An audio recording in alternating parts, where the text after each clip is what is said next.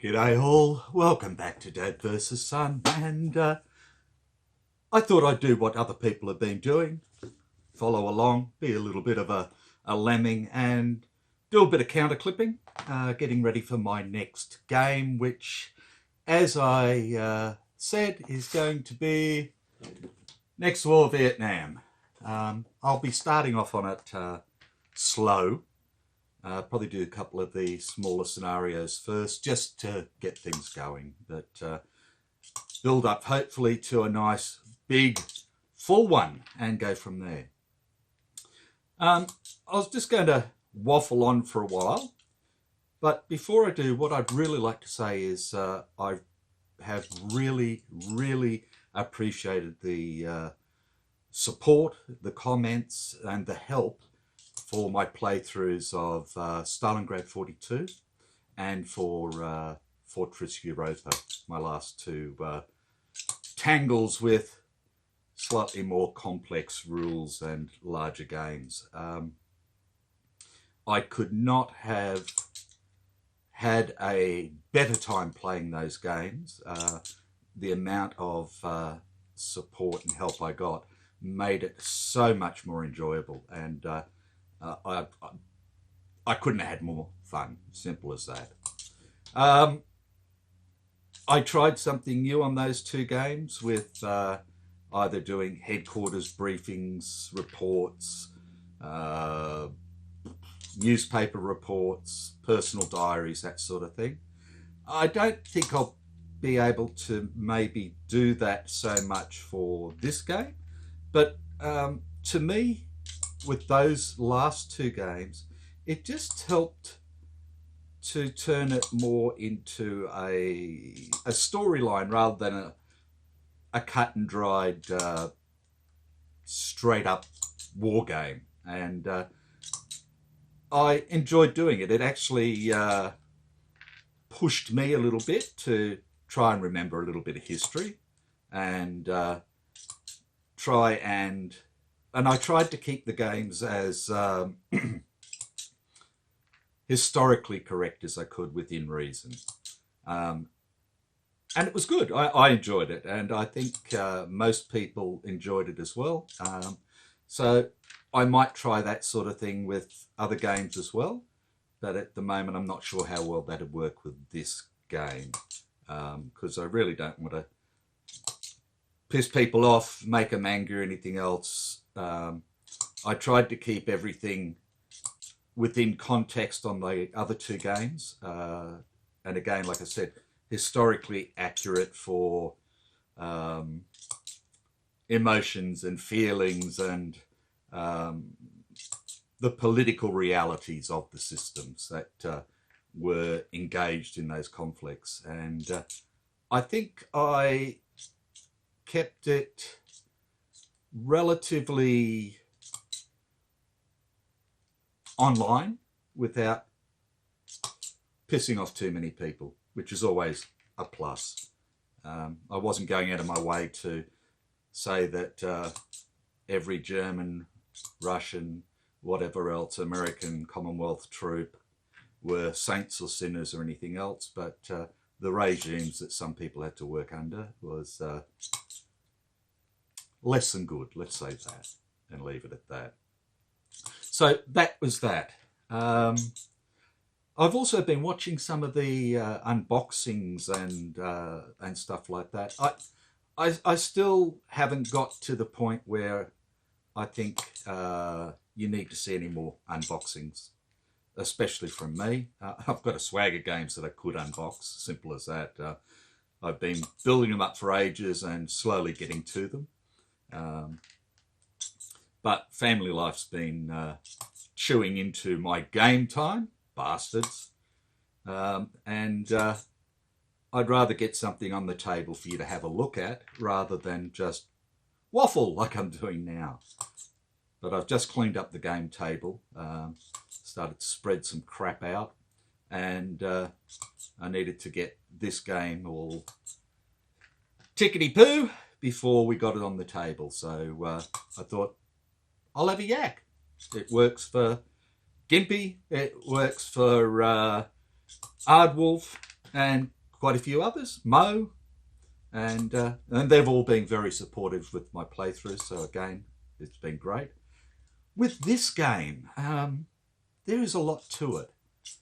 Between basic rules or basic game or advanced game, or I've also got the whatchamacalls supplement 1 and 2 as well. So as I get into it a bit further, I can add those into it. I have this game, Next War Vietnam, and I have Next War Korea already as well. And I have the other games on order. So again, it's one of those things I want to try and get through. I've been watching a bit of The Dark Summer, which is being done by good old Wise Guy. And I sent him a hello and a well done for that yesterday as well. I want to have a look at that. But I've also got, you know, the all the Compass games, American Revolution. I've got Jacobite Rising, Samurai Wars, Supreme Commander, Holland 44, and all the other 40 ones that are around on order as well. What else have I got? Oh, I've got Aliens, Another Day in the Core over there that I haven't even put together or anything yet. I've just picked up Brezhnev's War and Stalin's World War III from Compass Games. They were going on special, so I thought I'd give them a go as well. And a whole swag of other stuff. All of the Adobe walls and the follow-ons with Custer and everything else. I've got those. All of the Napoleonic ones with Hanau and all that sort of stuff. I've got all those to go, and I've been watching those playthroughs, which have been very well done, very informative, and bloody wonderful. Getting back to reviews and that sort of stuff, looking at Dan Pancoldi's No Enemies Here for last weekend, he brought up a very good point that, and I agree with him, in that people that tend to play more than just war games appear to give a better review on games because I think I agree with him, their minds have been broadened a little bit. It's just not all hex and counter, it's not all just warfare, it can be economic, it can be blocks, it can be cubes, can be just about anything, miniatures, the whole thing. So I think with so many different systems out there by so many different great publishers and all the rest of it, having that eclectic sort of feel and approach to games is a wonderful thing. So I hope they keep it up. There are some great reviewers out there. What I find hard to understand, though, is people that review a game when they've never played it. I think an unboxing where you give your opinion on the quality of the product is fine. When you talk about the customer service you get, delivery times, all that sort of stuff, prices, whatever, I think there's no hassle with that because you're not talking about anything you haven't experienced. But I think it becomes a little bit more difficult reviewing a game if you actually haven't played it. Not impossible, don't get me wrong. There are some games that you just simply can't play. We've all run into them. And you can read the rules 1,500 times with one eye closed, totally sober or drunk. Sometimes that might help. And no matter what you do or how you try and parse the rules, they're just unplayable. Or the rules may be fine, but being an old fart, you just can't see the counters. Or with the colour mix on the counters, they're just unreadable from more than 4 to 6 inches away. And that becomes a problem as well. But I think being able to, in most cases, being able to play a game before you start spruiking about how good, bad or indifferent it is, I think is a need. Some people might be able to do it, but I just, to me, it just doesn't seem right. And that's my opinion only. I'm not saying people are wrong or doing things the wrong way or trying to fool people or mislead them or anything else. So please don't throw that back at me, because that's not the way I mean it at all. I'm talking about my personal opinion and how the only way I could go about it. And that's why I tend to play the game and then give a little bit of a review at the end as to what I think of the gameplay, the components and that sort of thing. I don't know if I did that for Fortress Europa. I was sort of, I think I'd gotten to the end of my tether with that one. It was a bloody good game, but it wasn't going anywhere. Makes sense. That's the type of operation and conflict that it was. And I probably could have given it up a good couple of turns earlier, like I said. But I had said I'd play the whole campaign, and I cut it off at, I think, turn 20, which wasn't the full campaign, but there's no way in the world the Germans were coming back from it. Whereas with Stalingrad 42, I think I played that basically the whole way through, and surprisingly the Germans won. That's not to say that the Germans did really well, it's just I didn't play the Russians all that well.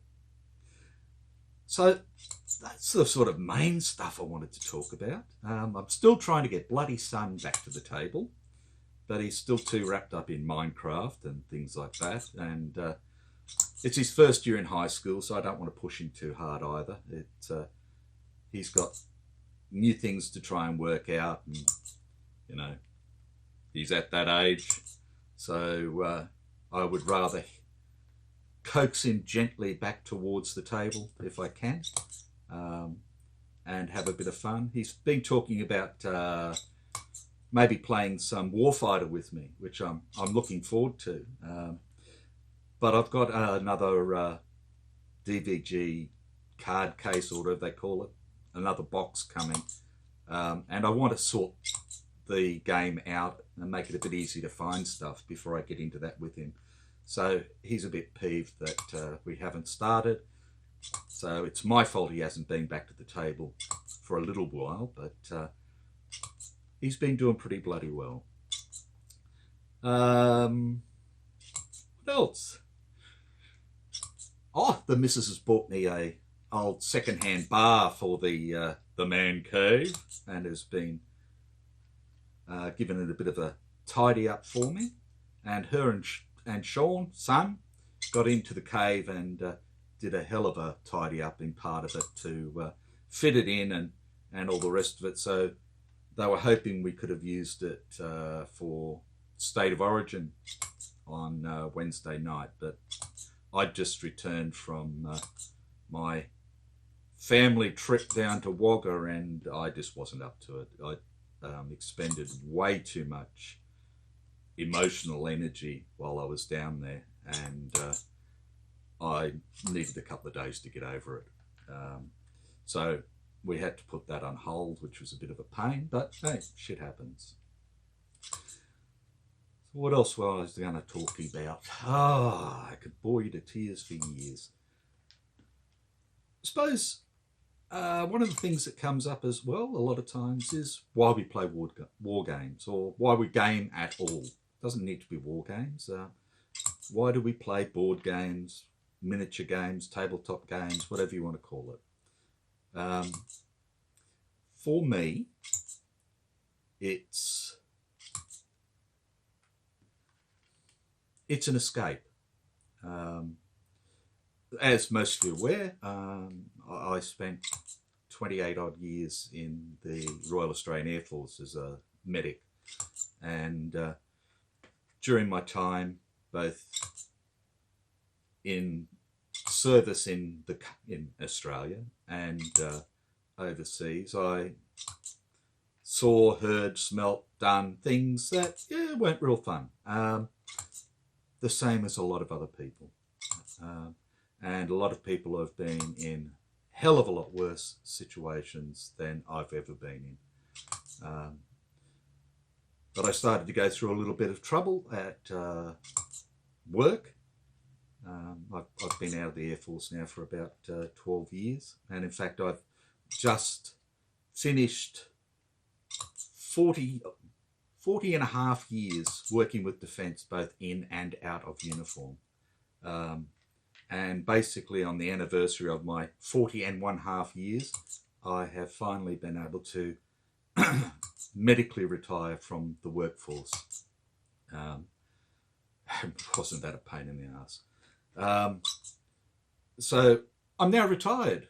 I've just got to sort out superannuation and DVA finally, and everything else for the rest of my stuff, and go on from there. But playing games for me, I really only started probably about when I got out of the Air Force. I'd played around a little bit before that. I think the first actual war game I bought was Bismarck, the old Avalon one, maybe, I think. And one of my daughters actually used to play that with me once or twice. And we also had the old starter set for, what was it, Battletech or whatever. So we played that a little bit as well. The first war game I ever actually played, though, was Escape from Colditz, a long, long time ago, when I was a kid in Sydney, in fact. I may have only been about 10 or 12, and loved the game. Absolutely loved it. Had a great time playing with the neighbourhood kids. It was their copy and all the rest of it. But it wasn't until I got out of the Air Force that I started to find I needed something else to help me, and to another hobby, basically, to get into. So I started doing print and play war games. I enjoy a little bit of craft sort of work. That's why all this sort of crap's behind me. Along, with playing Warhammer Fantasy, which I haven't played in donkey's years now, but that was my entry really into miniature wargaming. But as the years went on, and I developed my depression, anxiety, and finally my PTSD reared its ugly head, I found that the gaming actually helped me to put a lot of things into perspective. It gave me time to think. It gave me the solitude I sometimes need. We've all felt like hibernating sometime, I'm sure. And it also helped with things like memory and so on. And as you've seen with my playthroughs, I do tend to forget rules, misinterpret rules, go off on a tangent, whatever else, get two totally different game systems rules screwed up or whatever else. And that's all part of the condition. So it just helps to keep me a little bit more on the straight and narrow. Keeps me off the streets. And if I'm doing this, then I'm not out there causing trouble for anybody, including wife or son. And that's always a good thing. So that's basically why I do it, other than the fact that I enjoy it. Okay. But that then got me thinking about what sort of people are gamers. And from this point of view, war gamers. And I thought we were a pretty bloody mixed up lot when you think about it. So if you're playing face-to-face or on Vassal or anything like that, and whether it's a war game or a board game or whatever the case may be, we're always trying to get into somebody else's head. So we feel a little bit like a psychologist. We're trying to work out what the hell is pushing them to do what they're trying to do. What's behind it all? What are they trying to get out of it? What's their objective? Now, sometimes in a game, that's fairly easy to work out, what the overall objective may be, but how they're going to go about that is where it becomes interesting. So we've got that sort of thing. But I play 99% of my stuff solitaire, solo. I was going to use both words and then it got all mixed up. And that brought into another part, because then we have to be schizophrenic or bipolar, because we're trying to achieve something without the other half of our brain working out what we're trying to achieve. We know what we want to do, and it's amazing, and I've seen it in my games at times, where we do have the unconscious bias, where we automatically will play better for one side than the other. Now, whether that side should be ethically or culturally winning or whatever the case may be, I'm not going to get into. I don't care. It's a game. But we pick a side, and we tend to play better for that side. Now, I know for a fact that I'm usually a better defensive player than an offensive player. But I could see, whilst playing especially Stalingrad 42, where I had unconsciously placed my bias on the German side. I played pretty damn fine attack, I thought, but I played pretty shitful defense for the Russians. And I think a lot of that came down to, again, I tried to keep it historical, where, you know, Russians will hold, won't fall back, blah, blah, blah, and all that sort of stuff. And Germans keep getting pushed forward by their higher command and Hitler and all that sort of stuff. But I still believe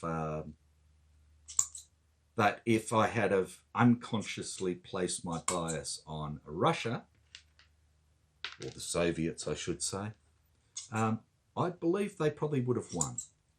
So that was just one of those things. So that's that little bit of bipolar, schizophrenic sort of stuff that we all sort of run into with playing those sorts of games. There was another point, and it's totally gone now. I have really started to enjoy all the toing and froing on the Consum Forum. I think it's a wonderful bloody site. There's a lot of wonderful people that feed into it and interact on it and all the rest of it. And I do a fair bit of interaction privately as well with a couple of the members on there. And they're not all in Australia, which is fantastic. But, you know, I've learned of another person who's only lives a couple of 100 kilometres from me, who I'm hoping to actually meet face to face one day, and we can have a talk about gaming and stuff like that, maybe even organise a game of something one time. But it's just amazing, the different people with different outlooks and personalities, and the enthusiasm for the hobby is wonderful to see. I don't think I've ever been part of anything like that before, with a I've never been part of a gaming club or anything like that, and that you probably get a lot of that from that. I've never been part of a gaming group or anything. And again, as I explained in some of my videos, and that's simply because of me. There are a lot of times I have to start a game 3, 4, 5 times before I can get into it. I just make so many attempts to try and then make so many errors and whatever else the case may be. And I won't put anybody through trying to wait for me to actually be ready. I'll set up games. I'll spend a day or two setting up a game, and then I'll look at it and I'll pack it up. And I may set it up 3, 4, 5 times in a row and then not play it. I've got games I've never played because I just can't get into the right frame of mind for them. Even with all the wonderful help out there on Consim World and Board Game Geek and everywhere else, sometimes it's just too hard to get into. Other games I'll set up 2, 3, 4 times and then play and do great. Well, great by me, that is. But yeah, so I won't put anybody through that. And I was talking a little bit with Stigler, a month and a half or 2 months ago, when he was talking about how about solo gaming and stuff like that, and you know, the use of Vassal, and that's where I brought up the point about I play solo because I don't want to screw anybody else's games. I don't want to upset them, waste their time or anything else, when they could be playing with somebody that they're going to get actually some enjoyment out of, rather than be waiting, and then nothing happens, or I cave halfway through because I'm having a bad time. So I've just worked out a code word with my family for when I'm having a bad time now.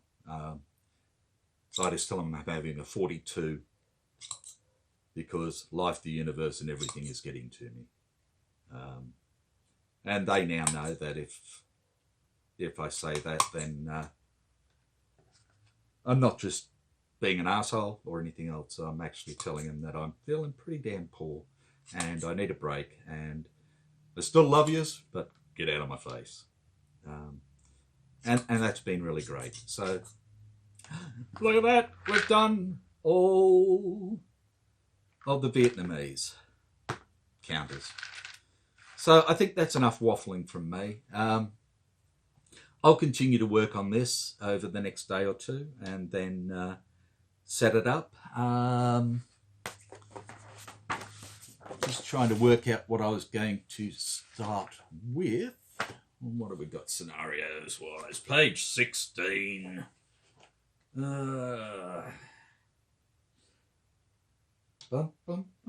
I might even start with the first standard scenario, deja vu.